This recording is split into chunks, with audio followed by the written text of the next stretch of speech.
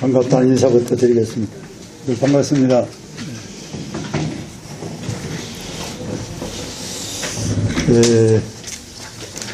참 능력도 부족하고 또 여러 가지 부족한데 이 막중한 전통과 역사가 있는 대한민국 유일한 우리 국민의당의 당 대표를 나온다는 것이 참 많은 고뇌와 많은 나름대로 생각 끝에 결심을 하고 행동을 하고 있습니다. 오늘 이 자리는 우리 김무성 대표님을 비롯한 의원님 한 분 한 분이 이 나라 자유민주주의와 그리고 시장경제를 위해서 참 전면에서 후면에서 모든 헌신의 노력을 다하신 우리 의원님들, 선배님들, 동료 또 후배 의원들이 함께 자리를 한 자리인 것 같습니다. 어떻게 보면은 좀 이 자리를 잘 통과해야만이 당대표되는 첫째 관문을 통과하는 것 같아서 참 두렵기도 하고 마음이 설레기도 합니다. 제가 준비한 두 가지를 저한테 명령을 주셨는데 당 개혁에 대한 방안, 하나는 정권 창출을 어떻게 할 거냐, 이 두 가지 저한테 사전에 주셨습니다. 거기에 대한 것을 제 나름대로 알고 있었던 것을 보고를 또 그리고 여러분들에게 말씀을 드리고자 합니다. 첫 번째, 이 당 개혁을 어떻게 할 것이냐, 그것은 저는 이렇게 생각합니다. 지금 상대 정당이 180명입니다. 우리가 오늘 불행한 일이 있어서 딱 한 명으로 의석이 줄어들었는데 우리 의원님들이 아시는 바와 같이 국회에서 100날을 가도 180명을 이길 방법은 없습니다. 그럼 어떻게 해야 되겠는가? 저는 이게 개혁 방안이 가장 큰 과제라고 봅니다. 그냥 주어져 있는 180명과 101명의 싸움, 승부 하나만 합니다. 저는 이길 수 있는 방법이 유일하게 있다면은 우리 아깝게 떨어진 당 원외 170명의 원외 위원장들을 저는 현역화해주는 우리 당의 당원 당규를 고쳐야 됩니다. 예를 든다면은 국회 안에는 18개의 상임위원회가 있습니다. 이번에 당선이 못된 원외 위원장들을 전부 상임위원회 배석을 시킵니다. 배석을 시키면은 국회에서만 행동을 못할 것 뿐이지 우리 당에서는 그와 같은 예우를 해주고 모든 정치적 현장에서 함께하는 겁니다. 이렇게 해서 원외에 있는 위원장들에게 사명감을 주고 다음에 또 국회의원 될 수 있는 숙제를 주고 그리고 공부를 같이 하면은 지금 180명 있는 정당 민주당을 능가할 수 있는 국회에서만 안 될 뿐이지 우리 역량과 우리 실력은 얼마든지 보여줄 수 있다. 그러면은 지금의 작은 정당이 큰 정당이 되고 작은 조직이 큰 조직을 만들 수 있는 것이 이 원외에 있는 위원장님들을 소위 현역화해서 예우를 해주는 당원 당규를 손질하는 것이 제일 큰 문제가 아닌가 해서 말씀을 드립니다. 두 번째는 우리 당의 지금 조직이 거의 유형무실합니다. 왜 그러냐? 지금 당에 어려웠다고 그래서 5분의 비대위원장이 5개월, 6개월 와서 하다가 가버리고 또 7개월, 8개월 하다 가버리고 이걸 5분을 하다 보니까 당의 정체성이 없어요. 그냥 아무나 와서 임기 채우고 적당히 가면 끝이지 남는 건 우리의 분열과 그리고 자조적인 문제. 이래서 이제는 우리 정체성을 회복하기 위해서는 자강론이 절대로 필요하다고 봅니다. 힘이 없으면은 모든 것을 저는 안 된다고 봅니다. 그래서 요즘에 SNS나 카톡이나 이런 것들을 많이 사용해서 당세를 높이는 건 사실인데 그걸 움직일 수 있는 최소한의 조직이 없으면은 저는 무용지물이라고 봅니다.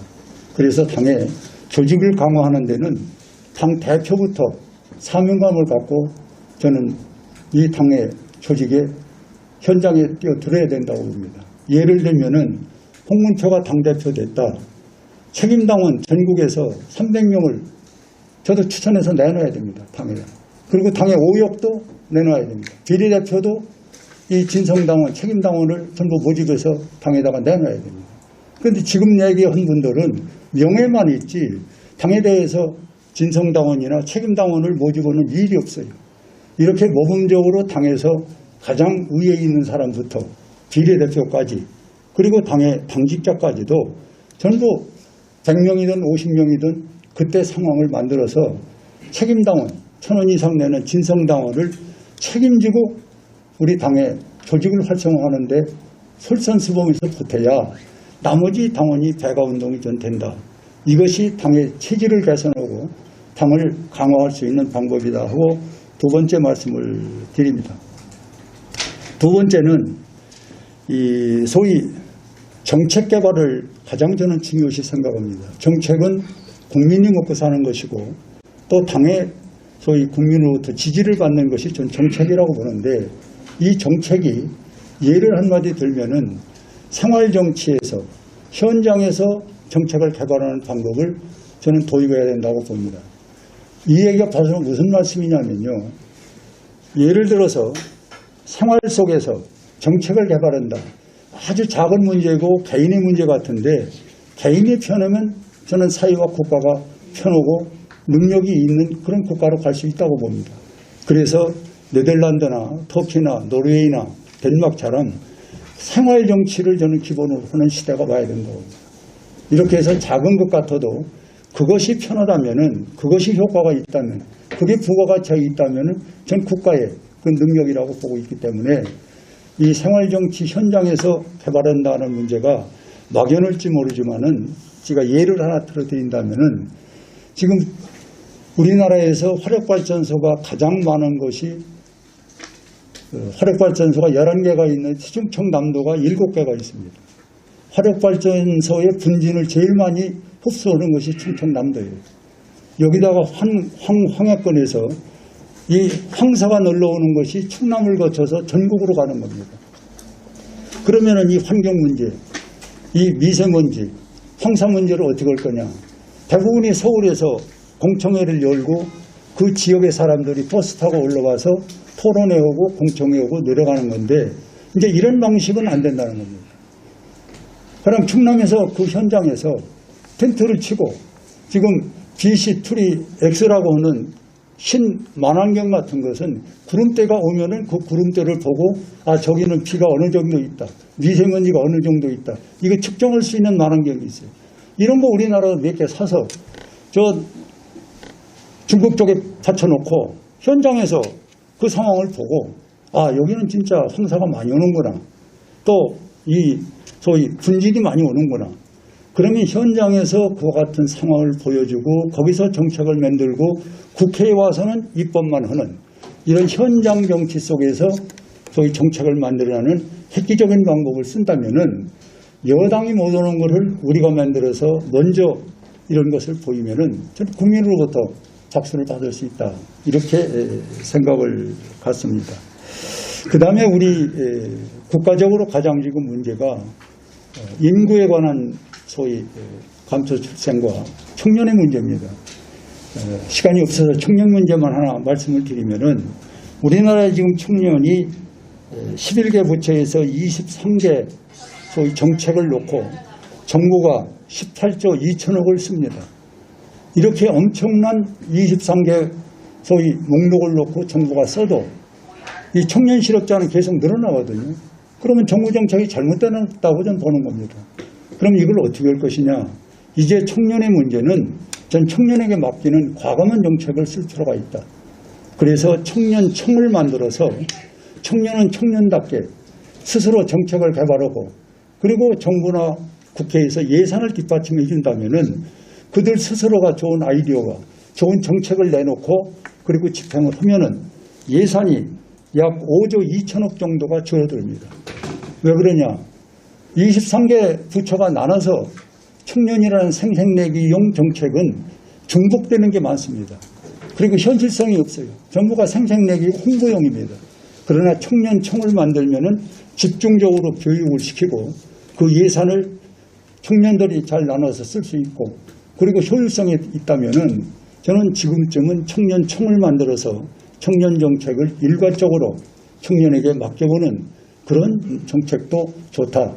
여기에 이제 청년청장은 40대로 한번 과감하게 발탁을 하고 차장은 30대로 하고 그런데 문제는 청년이 실용적이지 못한 부분이 있기 때문에 그거를 위에서 보고 컨트롤할 수 있는 자문기구를 그 위에 하나 뒀으면 좋겠어요.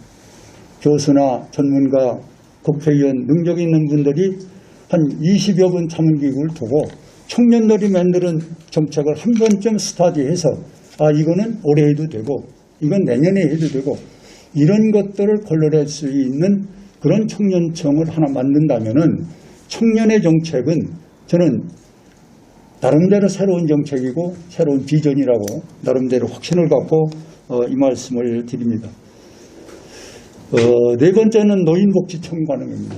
노인의 문제는 우리 부모의 문제요. 그리고 사회에는 어른의 문제고 국가적으로는 살아있는 역사의 문제가 노인입니다. 그런데 지금 노인들은 생산을 하지 않으니까 생산성이 없는 분들, 그리고 이웃집에서도 별 볼 일 없는 사람, 자식도 부모를 존경하지 않는 이런 삭막한 시대에 노인의 문제를 우리가 잘만 예우를 가르쳐준다면 법과 도덕과 예의가 전 살아난다고 봅니다. 거기에서 노인 복지청을 만들어서 예산과 제도를 그분들에게 주고 일할 수 있는 여건을 스스로 갖춰준다면 저는 노인복지청, 이제 대한민국의 노인은 작년 유엔 통계가 4년간 연속 한국의 자살률 1등입니다. 참 부끄럽고 창피한 것인데 문재인 정부는 이걸 공개하지 않아요. 이래서 저는 이 노인 문제는 여부 보면은 세계 자살률 1등이 한국인가. 이제는 과감한 정부 산하에다가 그냥 조금씩 뗀질로 노인 문제를 동정을 하지 말고 복지청을 만들어서 노인 복지 카드를 하나 가지면은 대한민국 어딜 가든지 점심 한 끼는 맘 놓고 먹고 이발소, 목욕탕 그리고 대중교통은 무료로 할 수 있는 제도를 노인들에게는 혜택을 난 줘야 된다는 겁니다. 그러면 만약에 서울에 계신 분이 저 부산에 가서 점심을 먹었다. 그러면 점심 식당 있는 분이 공짜로 주면은 식당은 어떻게 견딜 것인가? 식당에서는 어디에 사시는 분이 오늘 이러이러한 식사를 했습니다 하고 본인한테 사인 받고 세무서에 신고하면은 세무서에서 세금을 깎아주는 이것이 순환복지입니다. 이런 과감한 정책을 저는 써서 우리 노인을 노인답게 모시는 그런 제도도 한번 우리가 실행할 필요가 있다. 이렇게 생각을 갖고요. 마지막으로는 우리 지구당을 저는 부활시켜야 된다고 봅니다. 이것이 돈과 권력과 조직을 다 갖고 있는 여당은 이 지구당이 없어도 자기들 하고 싶은 대로 마음대로 조정할 수가 있는데 야당마저 지구당이 폐쇄되어 버리니까 이 떨어진 우리 원외 위원장들은 우선 교육도 안 되고 정보 수집도 안 되고 그리고 자기가 하고자 하는 이야기도 지역에서 발표하기가 어렵습니다. 그래서 지구당 위원회를 부활시켜서 거기서도 국회의원 못지않는 정책을 개발하고 같이 논의하고 또 때로는 지역에서 사안에 따라서는 투쟁할 수 있는 그런 조직과 역량을 우리 제도적으로 개선해서 이 지구당 부활 이렇게 저는 이것을 개발해야 된다 이렇게 생각을 갖고요. 이거는 좀 제가 획기적으로 한번 안을 내놓고 있고 준비하고 있는 겁니다만은 우리 당직자들이 당을 위해서 고생을 많이 하시는데 지금 비례대표라는 제도에서 당직자를 당선권 안에 넣는 경우는 거의 없습니다. 거의 될까 말까 하는데 뒤쪽에다 놓으니까 저는 이 문제는 좀 더 확실한 당선권 안에다가 우리 당직자 대표 하나를 넣었으면 좋겠다. 그 방법은 뭐 여러 가지가 있습니다. 두 번째는 중앙직능위원회가 지금 26개가 우리가 있습니다. 이 중앙직능위원회 26개가 거의가 다 과거에 공직을 있던 분, 자기 나름대로 자영업을 하는 분들이 솔선해서 당을 위해서 수고하시는데 이분들에게도 비례대표 하나를 줄 수 있는 기회를 만들어주면은 우리 당의 당직자와 그리고 이 중앙위원회 직능위원회가 활발하게 더 조직과 정책을 개발할 것이다. 그리고 마지막에 비례대표는 호남의 문제입니다.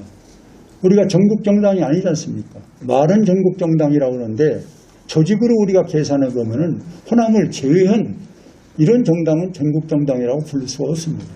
그래서 전국정당을 체계적으로 만들려면은 호남에 지금 제 조직이 있습니다만은 전 그것보다는 더 활성화된 조직이 제가 보고 오는 것이라고 생각하는데, 첫째는 호남의 세 군데에 비례대표권을 하나씩 주는 겁니다.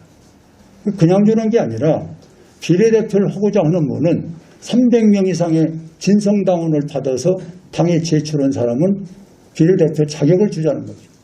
그럼 3명이고 4명이고 아마 300명의 진성당원을 받는데 기준점을 두고 지역에서 얼마나 많은 노력을 하겠어요.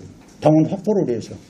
이렇게 해서 스스로 그 지역의 뿌리를 그리고 우리 당의 기본을 심어주는 그 노력을 한 후보에게는 자격을 주고, 그리고 이제 전남이면 전남에서 자체적으로 소위 당원과 비례대표 할 수 있는 자격을 따로 줄 수 있는 모델을 하나 만든다면은, 저는 그 지구당에서, 도당에서 만드는 모델, 또 제가 말씀드린 그러한 자격 조건, 이걸 갖춘 후보가 경선을 하면은 전 그 지역에 상당한 능력이 있고 우리 당에 대한 견해가 상당히 달라지리라고 봅니다. 이런 후보가 전남 그리고 전북 광주에 하나씩 뽑혀서 서울에 오른다면은 저는 그 지역에 뿌리를 내리면서 우리 당의 공감대를 갖고 정책을 공유하고 이런 사람이 그 지역에 우리 당의 비례가 돼야지, 그냥 이름만 가지고 적당히 호남이라고 해서 하나 끼워넣어주는 것은 저는 안 된다, 이런 생각을 갖고 있다는 말씀을 드립니다. 이렇게 해서 비례대표에 20번까지 된다고 가정하면은 우리 당직자 하나, 중앙위원회 26각 분계 중에서 하나, 호남에 3분 하면은 5분은 당선권 안에다가 비례대표를 넣어준다면은 저는 호남도 이제 서서히 우리 당에 대한 인식과 뿌리가 확산돼서 우리 전국 정당으로 가는데 큰 도움이 될 것이다, 이런 생각을 가지고 있다는 말씀을 드리겠습니다. 하나 덧붙이면은 아까 서두에서 조금 언급을 했습니다마는 우리 개혁의 우리 당의 기본 패턴은 이런 것들을 좀 아주 섬세하고 타이트하게 하나하나 바꿔나가는 것이 개혁이지, 그냥 하늘에서 떨어지는 개혁, 입으로 얘기하는 개혁보다는 저는 현실적인 실용적인 이런 개혁이 어떠냐는 말씀을 끝으로 드리면서, 생활정치에 저는 당대표가 된다면 모든 걸 초점을 거기다 둘 겁니다. 그거는 여당보다 앞서가는 저는 선구적인 선행적인 정치라고 봅니다. 생활에 대해 연결되어 있는 정치 우리가 해줘야 됩니다. 두 번째는 생활교육, 그 다음에 생활행정, 생활문화, 모든 패턴을 생활에 맞춰서 정치를 한다면 정치가 험한 것이 아니라 나에게 행복을 주고 나에게 소득을 주는 정치, 난 이것이 대한민국의 새로운 정치를 개혁적으로 하는 것이다, 이렇게 감히 생각을 갖고 몇 가지 보고를 드렸습니다. 이상입니다.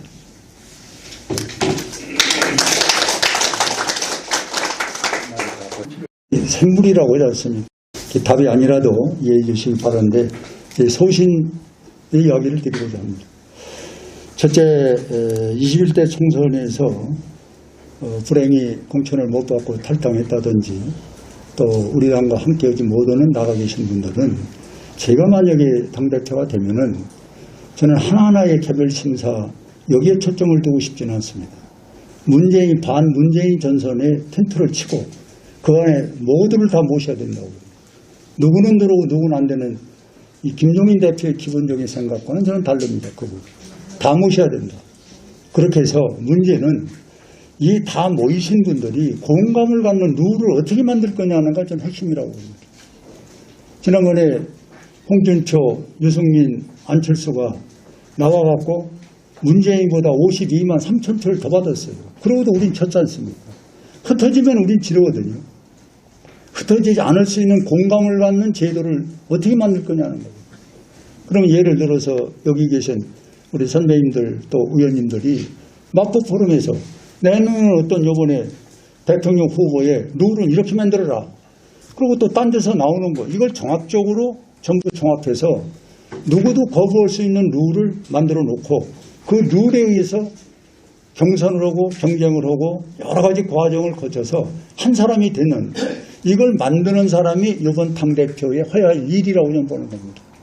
그래서 저는 누구를 넣고 안 넣는 것이 아니라 이 빅텐트 안에서 후보들이 모여서 선의 경쟁할 수 있는 제도, 이 부분은 저 혼자 만들 수는 없고 여러분들이 고견과 또 자나름대로 생각이 있습니다만은 그걸 또 얘기를 잘못하면은 또 뭐 이렇다라 해서 좀 조심스러워서 제가 갖고 있는 생각의 룰은 얘기 않겠습니다만은 전부 받아야 된다. 문재인만 빼놓고 이런 생각을 갖고 있다는 말씀을 드리고요. 두 번째, 합당 문제는 어제 마침 중진회의가 있어서 뭐 언론 일부가 나왔었습니다만은 주호영 대표한테 우리 중진 한 분이 이런 질문을 했어요. 이 합당이 어디까지 진행이 되고 어떻게 될 것 같으냐고 질문을 하니까 지금 우리 의견을 저쪽에 던졌으니까 아마 답이 올 겁니다. 이렇게 얘기를 해서 뭐 공전하고 답이 없는 얘기가 계속 한 바퀴 돌아가도 그래서 제가 모처럼 얘기를 했습니다. 주 대표, 내가 정치 경험이 좀 있는데 이렇게 어려운 합당이라는 큰 문제는 선언부터 해라. 선언부터. 왜 그러냐. 안철수가 지금 합당 안 넣는다는 게 아니잖아요. 돌아다니면 한다는 거 아닙니까? 그러면 당신 얘기 한다는 거 아니냐. 나도 우리 당도 한다. 이것만이라도 일치해서 선언을 먼저 해라. 그리고 그 안에 감론을 박은 구성원들이 만들어가는 겁니다. 이렇게 정치를 가능한 것부터 선수를 쳐서 때려놓고 나머지를 채워야지. 밑에서 저도 우리 김 대표님과 합당관계 몇 번 참여했지만은 우리 당직자가 몇 명이고 우리가 돈이 얼마고 우리가 빚이 얼마고 이것 들어가면은 이거 못하는 겁니다.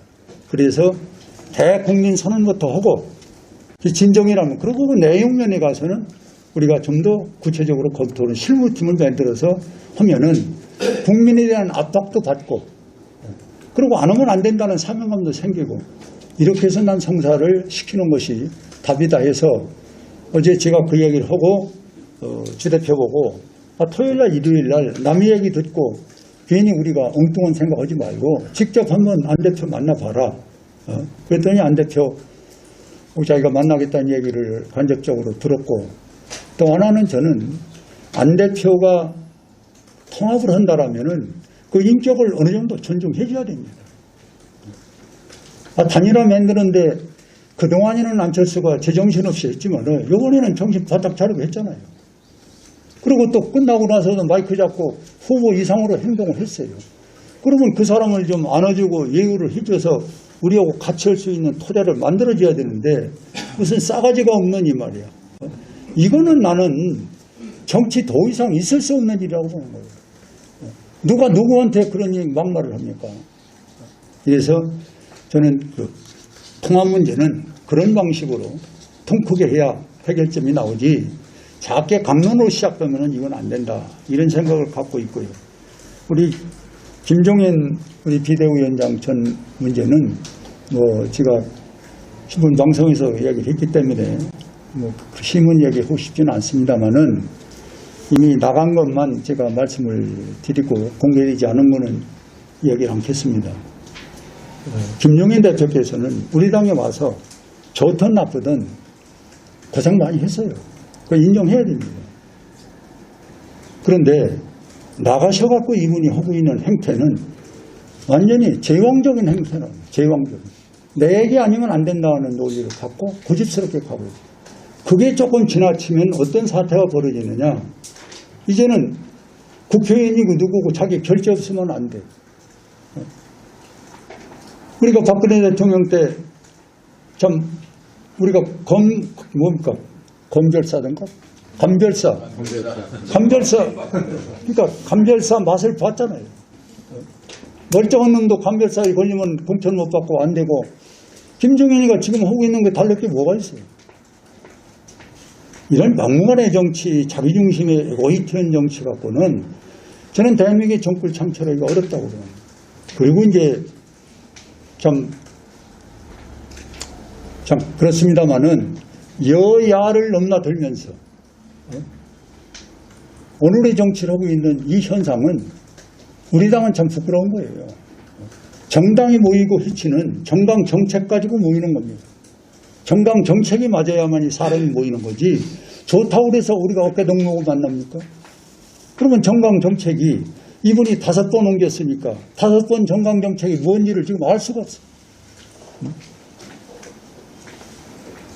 그래서 감나라 판나라 하는 이런 훈수정치 제발 좀 그만해 주십사 하고, 제가 고원이라는 이름으로 2번 어제까지 간곡하게 지금 좀 입을 좀 다물었으면 좋겠다는 말씀을 드렸기 때문에, 저는 김종인 우리 전 대표의 문제는 좀 지켜볼 일이지만은 여기서 더 이상 나가면은 우리 당에 더 많은 상처를 주게 되고, 상처 주는 것은 또한 이번에 서울 시민, 부산 시민들이 우리를 찍어준 분들에게 실망을 주기 때문에 저 혼자라도 이 문제에 대해서는 좀 비상한 생각을 가지고 있습니다.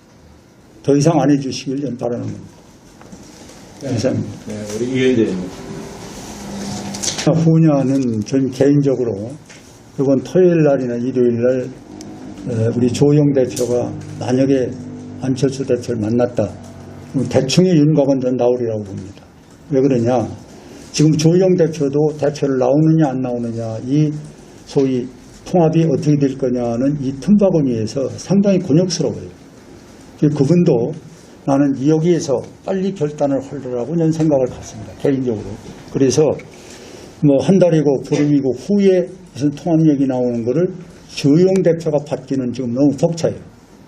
그렇다면 저는 아마 빨리 이 문제를 하자라고, 선언이라도 하자라고, 뭐 제가 얘기해서가 아니라 저는 그렇게 갈 걸로 예상을 합니다.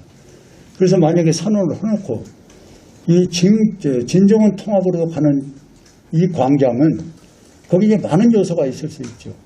그래서 저는 기술적이라면은 저쪽에 안철수 대표와 양해가 되면은 통합해서 뭐 각자 가고, 그리고 야정에 우리가 통합을 정식으로 하자 하는 방법을 내놓는 것이 조금 저는 진전이 있는 것 아니냐는 거고, 만약에 후로 통합 밀려가 밀려서 가게 되면은 우리가 전당대회에서 당을 추스려 놓으면은 이 소위 안철수 당을 받기가 어렵습니다. 여기는 틀림없이 공작이 들어가게 돼 있어요. 이거는 뭐 여러분들이 더 많이 알겠지만은 무슨 방법을 쓰든 여기 물타기가 들어올 겁니다.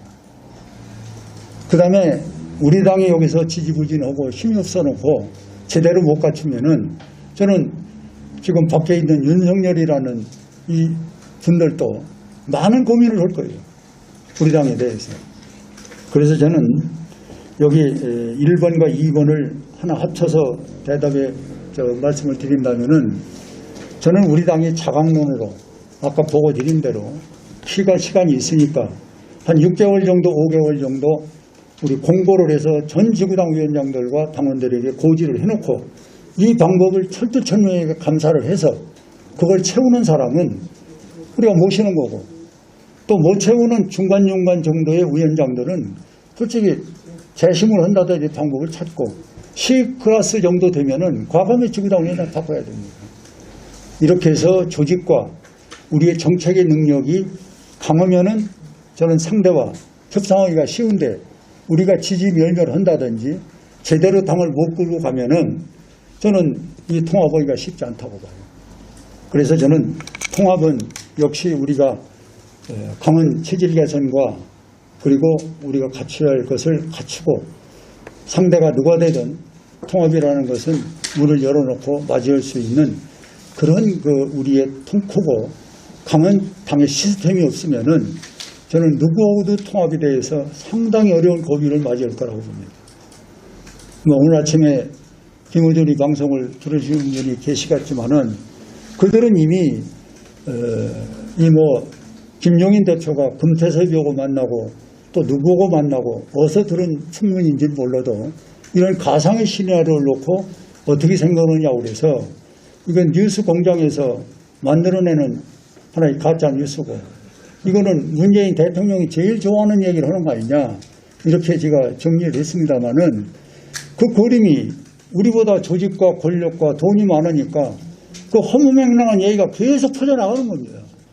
우리가 막을 길이 없잖아요. 여당의 이 홍보에. 그래서 우리는 자강 문제, 우리가 어느 지구당에 조직 몇 개 만들어라, 이건 할 수 있잖아요. 그리고 못 만드는 사람은 결국 정리해야 되고 만드는 사람은 함께 가고 이런 과단한 조직을 강하게 만들어 놓으면은 나는 어느 당이고 협상할 때 난 우위를 쳐문다고 보는 거예요. 그런 생각을 가지고 일단 말씀을 드립니다. 네, 또 연은지금 의원님 지적대로 여야가 협상으로 해결해야 됩니다. 근데 이거는 쟤들이 대통령에다가 정부 권한을 다 그러니까 우리는 마음대로 하는데 너희들은 이걸로 제어하자 하는 것이 이 속에 숨어가지고 우리에게 숨통을 안 주는 건데 이걸 협상으로 받아들이면 제일 좋고 안 받아들이면은 어느 지구당이든지 그 의원들, 기초의원, 그 다음에 도의원, 시의원 뭐 이런 분들은 제가 쭉 조사해 보니까 다 몇 분씩은 있어요. 그걸 사무실을 쓸 수도 있는 겁니다. 의원들은 사무실을 쓸 수가 있어요. 정책 사무실이라고 해서. 그걸 우리가 활용하는 거예요. 그럼 하나밖에 없는 어떤 지구당이다. 그럼 의원 한 분의 그 사무실에다가 위원장 수시로 가갖고 정책 토론해오고 간담회하고 정책 정보 나누고 이렇게 돌파를 열어갈 수가 있어요. 그런 방법이라도 차선책이지면은 저는 써야 된다고 생각합니다. 그게 당세를 확정하고 중앙당이 내놓은 메시지를 빨리 당원들에게 전달하고 그리고 틀리면은 어느 장소에 모여서 우리의 의사도 표현할 수가 있고 이런 능동적이고 체계적인 방법으로 지구당이 저는 관리돼야 되는데 원천적으로 지금 봉쇄가 되어 있잖아요. 그래서 편법이지만은 의원 사무실이라도 그렇게 활용을 해야 된다 이렇게 생각합니다. 예, 이광호 의원님. 당의 소위 여론 또 국민의 여론 확실히 다르죠. 그래서 저는 지금 우리 당을 나름대로 오래 있으면서 또 뭐 예결위원장이나 교육위원장 또 사무총장 조직관리위원장 또 최고위원 이런 걸 하면서 저는 한 번도 당에서 뭘 나온 일이 없습니다. 이번 처음 나오는 거고. 그러니까 대외적으로 우리 국민에 대한 이 선호도가 상당히 저는 떨어진다고 스스로 생각을 갖습니다. 당직자들과의 커뮤니케이션이나 대화는 많이 했지만은 그래서 이 부분을 인위적으로 내가 좀 많이 보이게 띄우려면은 항상 언론을 통해서 띄우는 방법 외에는 없지 않냐 그런 생각을 갖고 어떻게 하면 띄울까 이걸 행동으로 이제 보여야 되는데 그래서 그전같이 뭐 참 코로나가 없으면은 좀 할 수 있는 이 광폭이 좀 넓게 할 수가 있는데 이 코로나를 요번에 제가 이렇게 의원님들 지방의원들 찾아가 보니까 5명 이상 만날 수가 없어요. 우선 나는 의혹이 있어서 이 방 저 방에다가 따로따로 편법으로 한 4명씩 이렇게 분산을 해서 놓고 왔다 갔다 하니까 지인이 와서 이걸 알게 되면 자기가 벌금 300만 원 문다고 한 팀만 받겠다는 거예요.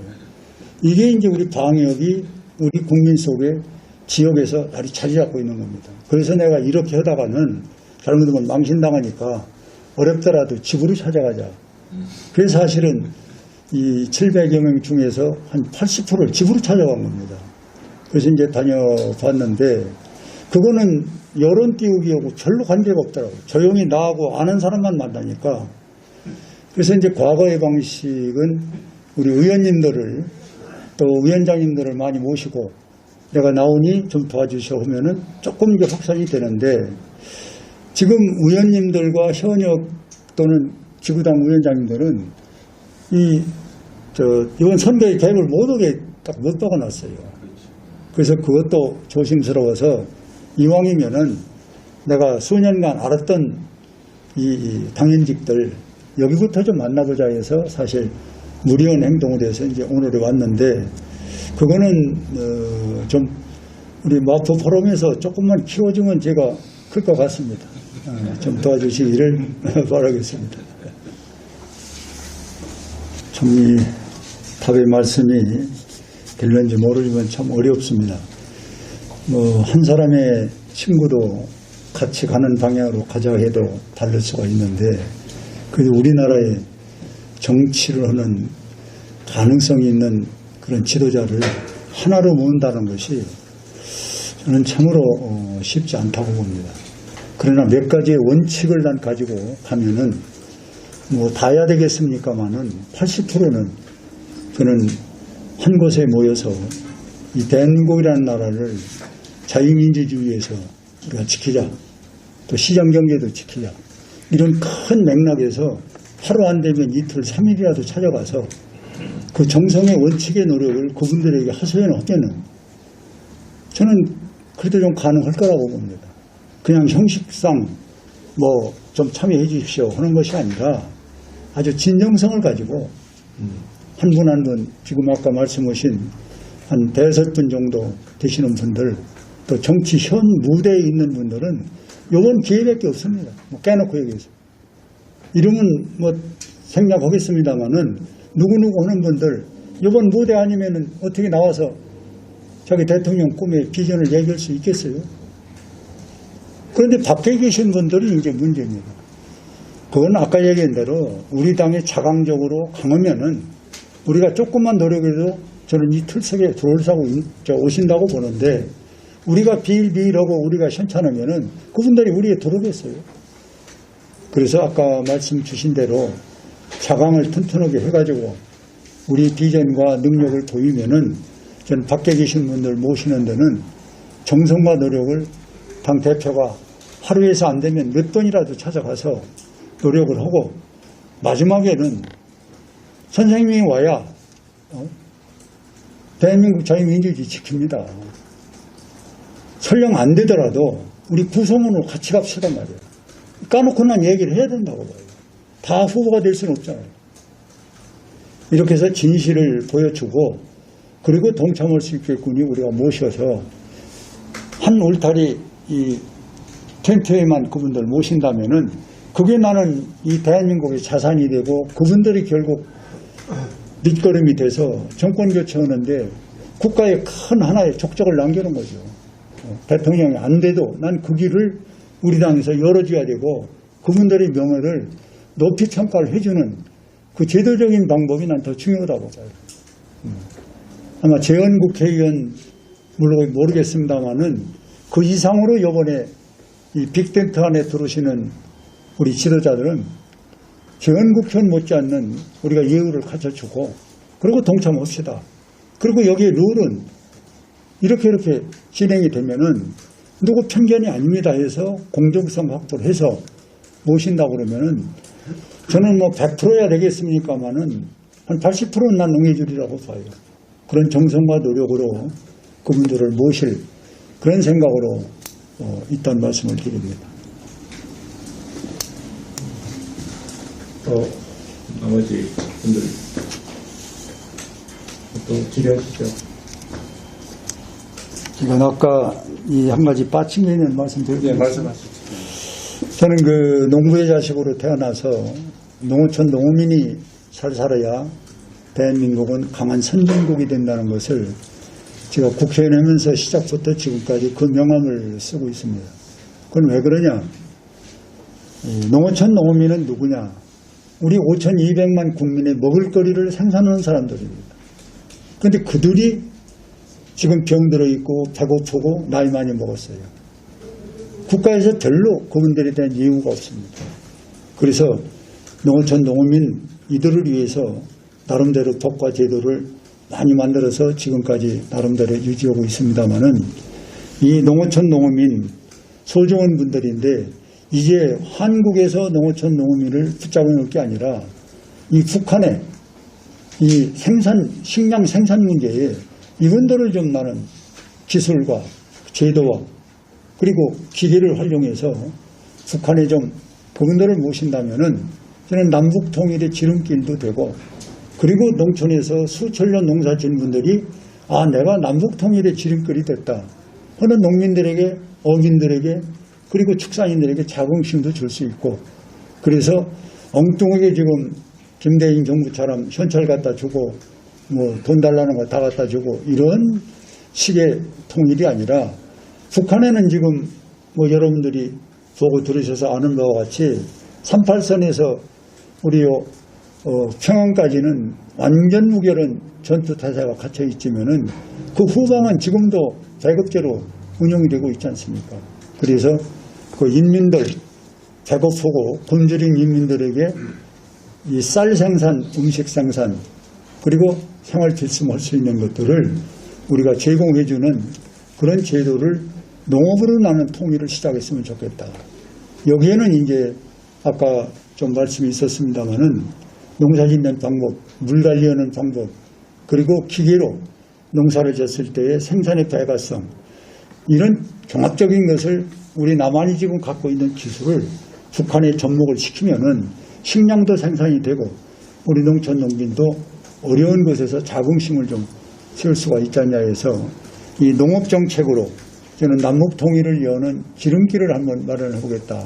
저는 그런 생각도 갖고 있다는 말씀을 드리겠습니다. 정태호 의원. 경쟁자는 다 경쟁자.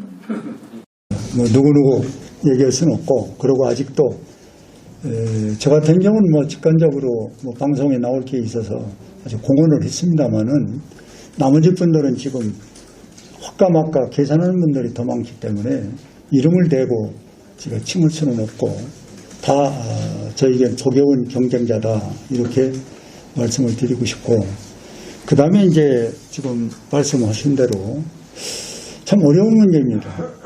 내가 그분들보다 훌륭한 게 뭐가 있나? 저는 몇 가지 있다고 그러면은 사실에 입각해서 한 4가지 정도를 저는 나름대로 생각을 갖고 있습니다. 첫째는 여기 김무성 대표 계시면 김무성 대표 다음으로 우리 당을 아는 사람이 저만큼 아는 사람이 없습니다.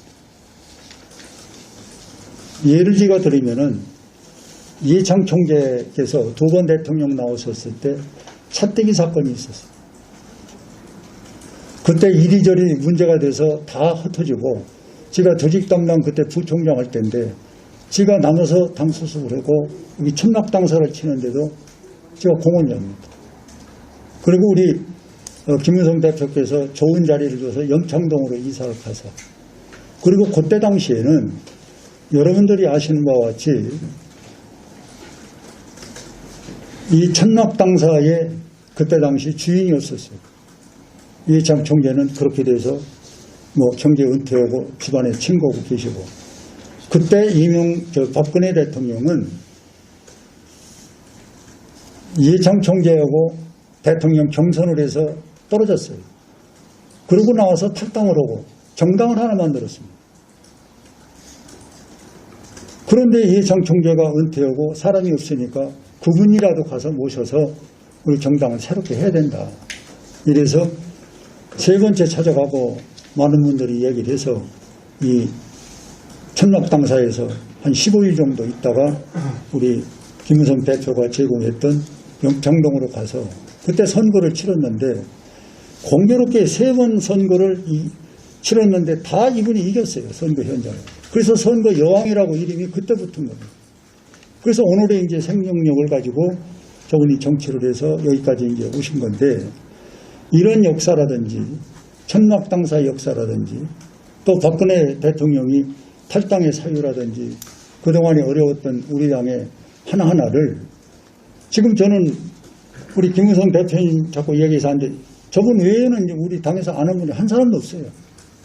그저 적당한 기회에 당에 들어와서 그냥 자리에 앉아있는 거지 당에 대해서 모릅니다.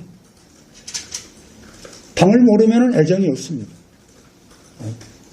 직분만 하려고 할 뿐이지. 그런데 당은 직분 갖고 안 됩니다. 2번째, 저는 조직을 지금 있는 분보다는 내가 조직을 잘한다고 봅니다. 아까 조국 나열했다시피 이 조직을 제가 만드는 조직, 일반 조직, 그리고 아까 1,000원 이상 내고 있는 책임당원, 여성, 청년, 그리고 직능위원회 26개 분과 그 제가 만드는 겁니다. 또 정치대학원 김기배 사무총장 계실 때 내가 찾아가면서 정치대학원도 내가 만들어요. 이래서 조직에 대해서는 저는 지금 나오신 분들 뭐 누구보다도 이 조직 문제는 내가 내 손으로 한 거니까 저는 자랑스럽게 얘기를 합니다. 그 다음에 이제 3번째는 선거를 알아야 된다는 거예요. 선거를 모르는 분이 선거를 치르는 거는 저는 이번에 김종인 전 대표 한 것처럼 그냥 거저먹은 거죠. 이런 선거는 행운입니다. 우리가 행운을 또 바랄 수는 없어요. 제가 부끄럽게도 여기 대표님 계시지만은 이해창 총재 2번 제가 조직 담당 맡아서 대통령 선거 치렀어요. 이명박, 박근혜, 홍준표 5번을 제가 터뜨렸습니다. 그것도 어깨너머로 적당히 보고 선거 치른 거 아닙니다. 5번 대통령 선거를 치르다 보니 이게 방향 감각은 알고 있어요. 어떻게 하면 선거를 효율적으로 그리고 공격적으로 치를 수 있냐. 그리고 이제 마지막에는 당을 알고 조직을 알고 선거를 하는 거는 저는 어느 후보보다도 내가 그렇게 살아왔고 당에 기여한 게 있으니까 저는 그렇게 얘기할 수가 있어요. 마지막은 정책입니다. 정책은 아까 말씀드린 대로 생활정치의 기본을 두고 현장에서 정책을 만드는 정책을 하려고 하는 겁니다. 문제가 있는 곳에 가서 장관이고 차관이고 내려라고 그러고 그리고 국회의원 가고 전문가 모시고 거기서 공청회 토론회 하는데 누가 시비 걸 사람 있습니까? 현장 지역 주민과 함께 이거를 우리가 1년에 정당 차원에서 한 10개만 지역별로 이슈를 찾아내고 그리고 문제성을 딱 스타디해서 그 정책 우리가 해결해 주겠다 하고 현장에서 장관이고 차관이고 불러내서 장관이고 전문가 불러내서 거기서 하는 거예요. 이게 생활정치고 이것이 현장정치라고 보는 거예요. 이런 부분을 우리가 전략적으로 당에서 우리 전문위원들 우리 국회의원들 모시고 현장에 가서 하자 이게. 그런데 지금 대부분이 이 정책 개발하려고 그러면은 서울에서 큰 강당 얻어가지고 꽉 메워놓고 지구당에서 버스 몇 대 올려라고 그러고 박수치고 내려가는 거 아닙니까? 이제 이건 안 된다는 거죠. 이렇게 해서 저는 이 정책을 개발하고 또 선거를 좀 알고 그 다음에 조직을 알고 당을 알고 이 4가지가 저는 타 후보들 제가 폄하하는 게 아니라 그런 4가지 부분은 나는 제가 제일 낫다 이렇게 스스로 생각을 합니다. 이 자리에서 정치 제일 오래 한 분이 정당생활 제일 오래 한 분이 우리 홍문표 의원, 박상당 의원 이런데 그래서 저는 홍문표 의원 너무 잘 압니다. 철저한 정당인으로 당무에 관련된 모든 당직을 다 거쳤고 특히 조직부총장, 사무총장 할 때에 여러 가지 당이 어려울 때 온몸을 던져가지고 그것을 막아냈고 그런 과정에서 테러도 당하고 그런 헌신적인 애당 활동을 해온 그런 분입니다. 또 제 기억에 농어촌 공사 사장 할 때 탁월한 능력을 보여줘가지고 그 정권에서 농림부 장관 물망에도 올랐던 그런 분이었습니다. 지난 선거 때는 나이 많다고 공천 배제 대상에 올라갔었지만은 워낙 지역구 관리를 잘 해가지고 거기는 홍문표 위에 누구 보내도 이길 수 없다. 홍문표 의원이 무슨 나오면 또 다시 뺏긴다. 그래가지고 예외적인 공천을 받을 정도로 능력 발휘를 할 수 있는 그런 분입니다. 그래서 그 당무와 관련된 또 선거 경험에 있어서는 뭐 제일 오랜 경험과 능력을 갖고 계신 분이기 때문에 이번 당대표는 아까도 제가 조경태 의원한테 이야기했습니다만은 내년 대선 승리시킨 사람이 당대표를 맡아야 됩니다. 그래서 지금 흩어지고 분열되어 있는 정치 세력들을 반문연대 기치하에 모두 모아가지고 대화를 통한 대통합을 시켜가지고 단일 후보를 내서 선거 반드시 이기가지고 정정조치를 해서 고통받고 있는 국민들을 살려내야 된다는 그런 의지를 가지시고 열심히 당을 해주시기 바랍니다. 이상입니다. 오늘도 어장 활동하시다 굉장히 귀한 걸음 해주신 우리 권성동 의원님 인사 말씀 하시면서. 제가 인사만 드리겠습니다. 예. 선거 의원님 네, 오늘 정말 3시간 동안에 굉장한 시간 동안 우리 의원님들 수고 많으셨고 특히 전국 좀 열심히 다니시다고 들었었는데 홍문표 의원님 꼭 당선되시기를 기원하셔서 다시 한번 큰 계기를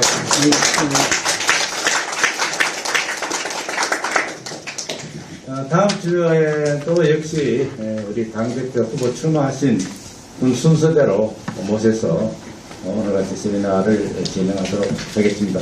우리 회원 여러분들 많은 참석을 부탁을 드립니다. 이것으로 오늘 29자 세미나를 모두 마치고 기능 촬영하도록 하겠습니다. 감사합니다. 고맙습니다.